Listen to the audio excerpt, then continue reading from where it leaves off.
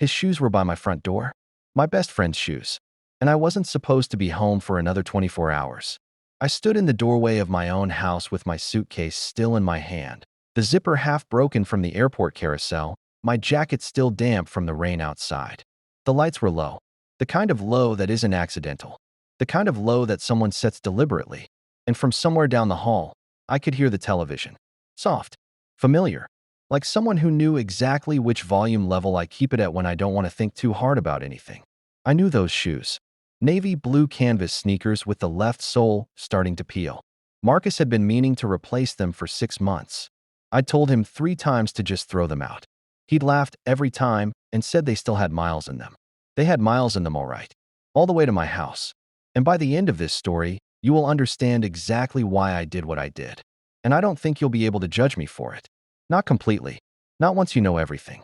I did not call out. I didn't say hello, or I'm home, or anything that normal people say when they walk through their own front door. Something in my body already knew. The way your stomach knows before your brain gives it permission to panic. I set my suitcase down on the tile so slowly that it didn't make a sound. I slipped off my own shoes. And I stood there in my socks in my own entryway, barely breathing, listening to the sound of my life rearranging itself. The television was on in the living room. A cooking show. One of those ones where everyone claps too loud and the judges taste food like they're experiencing religion.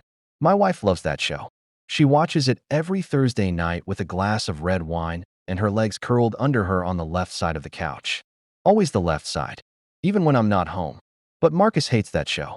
He told me that once, standing in this very living room, laughing, saying the whole thing was performative garbage. He'd said it looking right at the TV while Sarah laughed and pretended to defend it. A completely normal night. A Tuesday. Takeout containers on the coffee table. Me in the armchair. Marcus on the couch next to my wife. Now those same shoes were in my entryway. And I was supposed to be in Denver. I had checked into the hotel. I had eaten dinner with 3 colleagues at a steakhouse where the portions were obscene. I had even texted Sarah a photo of the skyline at 7 p.m., and she had sent back a heart emoji and said she was going to bed early. Tired. Long day. She'd said exactly that. Long day. I decided to take the early flight home as a surprise. My meeting had ended a day ahead. I wanted to sleep in my own bed. I wanted to see my wife. I'd even thought about stopping for flowers. There's a place near the airport that stays open late, and I'd walked past it and thought, yeah, maybe. I didn't stop. I wish I had. I wish I'd spent those 4 minutes buying flowers, and then I would have walked through this door 4 minutes later, and maybe the shoes would have been gone. Maybe everything would still be intact. Maybe I'd have spent the rest of my life never knowing what I now cannot unknow. I moved down the hall. Each step was a decision. My hands were steady, but my chest was doing something I don't have a clean word for. Not quite pain. Not quite fear. Something older than both. The kind of feeling that lives below thought, below language, in the part of you that is still animal and still understands danger without needing to name it. The living room came into view around the corner. Sarah was on the couch, left side. Her wine glass was on the coffee table, half empty, next to an open bag of the crackers she only buys when she wants to feel like she's being indulgent. Her feet were tucked under her. The TV was on. She was laughing at something on the screen. She was alone. I stood there for 3 full seconds before I understood what I was looking at. She was alone. Just her. Just the crackers and the wine and the cooking show and the laugh she only does when nobody's watching her. She hadn't heard me yet. I looked around the living room. No second glass. No other jacket. No evidence of anyone else in the room with her. Just Sarah, by herself, on a Thursday night, doing exactly what she'd told me she was doing. My eyes went back to the entryway. The shoes. I walked back. Looked at them again. Navy canvas. Left sole peeling. I crouched down and looked closer, and that's when I noticed they weren't Marcus's size. Marcus is a size 12. Long, almost comically large feet. He's made jokes about it. I've made jokes about it. His shoes are always slightly too present in a room. These were maybe a size 9. I picked one up. 9.5, stamped on the inside sole. Not Marcus. I stood up slowly in my own entryway holding a stranger's shoe, and I want you to understand something. The relief I felt lasted exactly 4 seconds. Because in the 5th second, I heard a door. The bathroom door. Down the hall. Handle turning. Footsteps. And then a man I had never seen before in my life walked out of my bathroom, looked up, saw me standing there, and went completely white. I put the shoe down. He was young, maybe mid-20s. Dark hair still wet from what I could now tell was my shower because there was a cloud of steam drifting out behind him from the cracked open bathroom door, and I could smell my own shampoo from where I was standing. He was wearing a gray t-shirt and basketball shorts, and he was holding his phone in one hand, and he froze in the hallway of my house like a deer in a road with nowhere left to go. Neither of us said anything. I am not a large man. I am 5'10", and I've been described as lanky by people who were being generous and thin by people who weren't. I do not have a physically intimidating presence. But in that moment, I watched this young man, who was taller than me, broader than me, almost certainly stronger than me, look at my face and take one step back. Whatever was on my face, I don't want to know what it looked like. Sarah appeared from around the corner. She'd heard the footsteps stop. Maybe she'd heard something in the silence that told her something was wrong. She came around the corner, and she saw me, and the color left her face so fast it looked medical. She said my name. Just my name. No question mark. No exclamation point. Just my name, the way you say a word when you suddenly can't remember what it means. I looked at her, then at him, then back at her, and then I walked past both of them, picked up my suitcase from the entryway, walked through my own front door, and sat down on the front steps. I sat there for a long time. The night was cold. I didn't have my jacket anymore. I'd left it somewhere inside. I didn't go back for it. I sat on the concrete steps of the house I'd bought 4 years ago with my wife, in a neighborhood we'd chosen together, near a school district we'd talked about, in a future we'd planned out in the kind of careful, specific detail that makes you feel like you're protected from everything random and cruel that life tends to throw at people who aren't paying attention. We had been paying attention, or at least I thought we had. Sarah came outside 8 minutes later. I know it was 8 minutes because I'd been staring at the time on my phone without really seeing it. Just watching the numbers change the way you watch something when your brain needs to focus on anything that isn't the thing it's trying to process. She sat down next to me. She didn't touch me. Smart. She was always perceptive like that. That was one of the first things I loved about her. This quiet, precise emotional intelligence that let her read a room before she even fully entered it. She always knew what a moment needed. She always knew when to speak and when to wait. She waited. I was the one who spoke first. I said, "Who is he?" Not a question. Just 3 words pushed out of my mouth like they needed to leave my body immediately or they were going to do damage from the inside. She said, "His name is Joel. He's in my Thursday class." I looked at her. Here's where I need to tell you something about me that I'm not proud of. My visible flaw. The thing that the people who love me have always gently pointed at when they're explaining why things with me sometimes go sideways. I don't ask for help well. And when I'm hurt, I go cold. Iceberg cold. The kind of cold that doesn't look like pain from the outside. So people assume. I'm not feeling anything when. Actually, I am feeling everything so intensely that going cold is the only way I know how to stay functional. It's a survival mechanism that I inherited from a father who called crying wasteful, and from a childhood where the fastest way to get through something terrible was to get small and quiet and wait for it to pass. Sarah knew this about me. She'd named it, gently, probably 30 different times in our marriage. She'd said once, in the kind of voice that's trying to be kind even when the thing being said is hard, "When you go cold, I can't reach you. And when I can't reach you, I stop trying. And when I stop trying, we both pretend everything is fine. And then nothing is fine and we both know it and neither of us says anything." I had heard her say that. I had agreed with her. And I had not changed. Not really. Not enough. So when she said his name is Joel, he's in my Thursday class, what I did not do was ask the next question with any warmth or any openness. I did not give her any door to walk through. I went cold. I went precise. I went into cross-examination mode.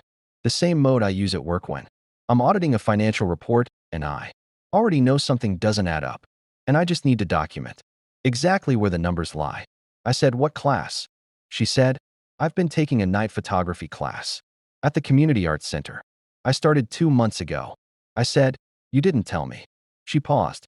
Then she said, "No, I didn't." I said, "Why?" And she looked at me for a long time before she said, "Because I knew you'd want to know every detail, and I wasn't ready to share it yet. I wanted something that was just mine for a little while." Something I was learning without having to report on it. I sat with that. The cold inside me said, that's a convenient explanation. The part of me that had been listening to her for 7 years said, that is exactly what she would say, and exactly what she would mean. I said, why is he in our bathroom? She said, the class runs until 9. Sometimes a few of us go for coffee after. Tonight, Joel mentioned that his car was having trouble and he lives all the way across town, and I offered to let him clean up here before I drove him to his bus stop because he'd been shooting in the rain and he was soaked. I said nothing. She said, that's it. That's the whole story. I said, he's 20-something years old and you brought him to our house at 11 at night and didn't tell me. She said, you were supposed to be in Denver. And that landed. That landed in a complicated way that I still don't have clean language for. Because she was right. She wasn't wrong. She had made a judgment call that she thought was private, a kindness to someone in her orbit. That would have been invisible to me if the universe hadn't thrown me an early flight and a broken zipper suitcase and a Tuesday night decision not to buy flowers. But she also had a secret she'd been keeping for 2 months. Not Joel, not an affair, not a betrayal of any clear kind. Just a class, a photography class she'd never mentioned. A Thursday night she'd been quietly protecting from the part of her life that included me. And that right there, that small, quiet, seemingly innocent secret, was the thing that had been sitting in the walls of our marriage for 2 months, and neither of us had known it was there. I asked her, quietly, without turning to look at her, what else don't you tell me? She didn't answer immediately, and that silence was the biggest revelation of the entire night. Not Joel, not the shoes, not the steam from my shower drifting down my hallway. That silence. Because in that silence, I heard 7 years of very small closed doors. 7 years of things she'd decided weren't worth the effort of my coldness. 7 years of her trying to reach me and me going precise in audit mode and making the conversation feel like a debriefing instead of a marriage. 7 years of her watching me not change enough. Not really, not in the way that matters. And slowly, quietly, without any dramatic decision or conscious choice, beginning to need a space that I wasn't in. Not another man, not a secret life, just a photography class on Thursday nights. Just something that was only hers. And I had done that. My coldness had done that. My inability to receive her softness without converting it into a problem to be solved had done that.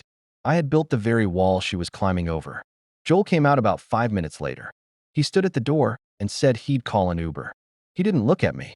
Smart kid.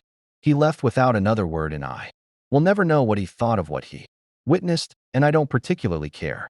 Sarah and I sat on those steps for another 40 minutes after he left. We didn't solve anything. That's not how these nights work. You don't sit on concrete steps in the cold and solve 7 years of accumulated distance in one conversation. Anyone who tells you that's possible has never actually been inside a real marriage. But we talked, without me going cold. That part was hard. I had to keep choosing it, like a muscle I'd never fully developed, pulling myself back every time I felt the ice starting. She talked about the photography class and what it felt like to be a beginner at something again at 34, when everything else in her life felt like something she was supposed to already know how to do. She talked about the first night she'd gone and felt stupid and slow, and then taken one shot that had come out exactly right, and how she'd sat in her car afterward and cried in a way she hadn't cried in years. Not from sadness, but from something more like relief. She'd wanted to tell me. She said that clearly. She'd wanted to come home and show me the photo and tell me how it felt. And then she'd thought about how I would ask about the camera settings and the technical details and whether the instructor was qualified. And she'd thought about how it would feel to have this raw, new, tender thing turned into a briefing. And she'd decided to keep it quiet for just a little while longer. Just until it was stronger. Just until it could survive contact with me. And that's the line that broke me open. Just until it could survive contact with me. I've turned that sentence over in my hands for weeks since that night, and every time I hold it up to the light, it shows me something different, and all of them are true. It is the most loving indictment I have ever received. She wasn't saying she didn't want to share her life with me. She was saying the opposite. She was saying she was protecting something precious specifically, so she could eventually bring it to me intact. But she was also saying that somewhere along the way, I had become someone whose attention felt like weather, unpredictable, potentially damaging. We went inside around 1 in the morning. She made tea. I watched her move around our kitchen, filling the kettle, reaching for the mugs on the second shelf, choosing the green tea I hate and the chamomile I'll tolerate. And I thought about how many thousands of nights I had watched her do this exact thing without really seeing it. How many nights I had been physically present and emotionally in an entirely different location, auditing my own life instead of living inside it. She brought the mugs to the table and sat across from me.